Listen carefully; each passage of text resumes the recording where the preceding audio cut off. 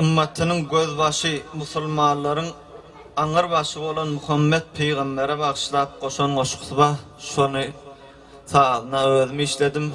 Sözüm bala işemdäden ki aýdym etip aýtyp bereýin. Dinleň.